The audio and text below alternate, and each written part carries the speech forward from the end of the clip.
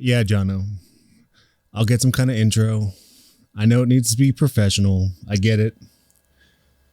All right. Yeah. Bye. Bye. Bye.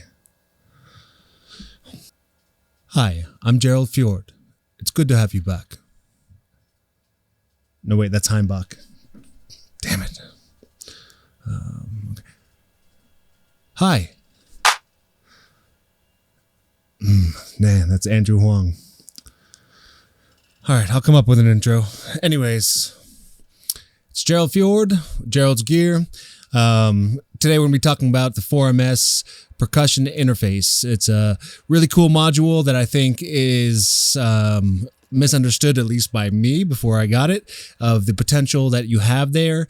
Let me preface all of this by just saying that there's a lot to experiment with here in the terms of the way that it's used, and I don't think that maybe that's the norm.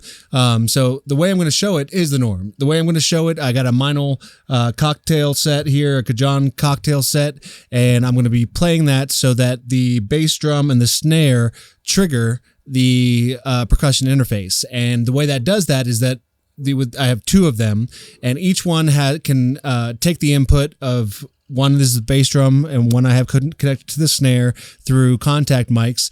And as it gets to the input, it's going to create gates for each one. And then there's an envelope. You can have the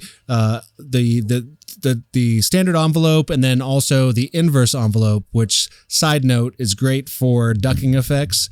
But I'm not using that here, but that's really cool. One of the really cool ways to use that. So then on the percussion interface expander, you have another envelope that you can use too. So on that one, you can have the generate or follow. So you can generate standard triggers or envelopes that are, no matter how hard you hit it, it's going to be the same. Or you can set it to follow, which is an envelope follower. So you can do some really cool stuff, especially with how the pressure that you're either hitting something or velocity, which I'll explain through other things, because you can run a drum machine through this. You can use your modular, which it's actually a great utility module. You can have it so your kick goes through there. You can easily create a sidechain effects so that you get ducking effects.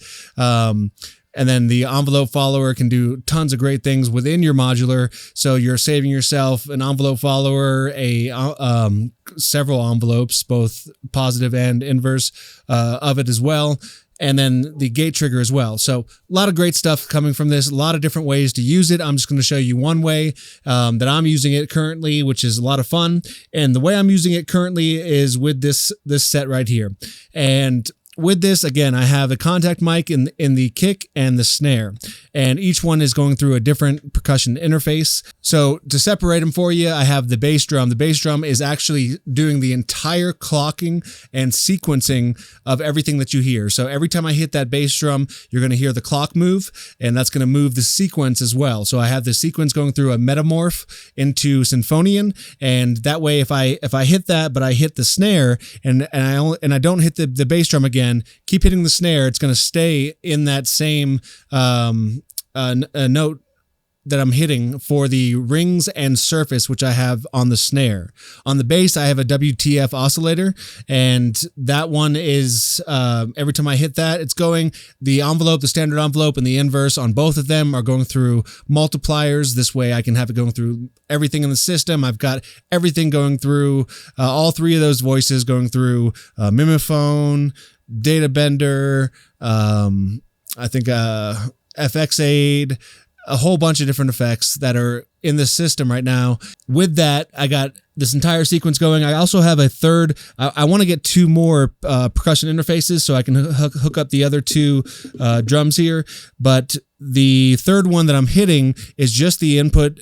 So you actually hear the contact mic of me hitting that, and it's going through the magneto, but the magneto is being altered by two different envelopes, one from the bass drum, one from the snare. So depending on how quickly close to hitting that third drum that I hit, it will alter the sound on how close it is hit to the bass drum or the snare. So depending on that. So a lot of cool different things going on here. Check it out. I hope you enjoy.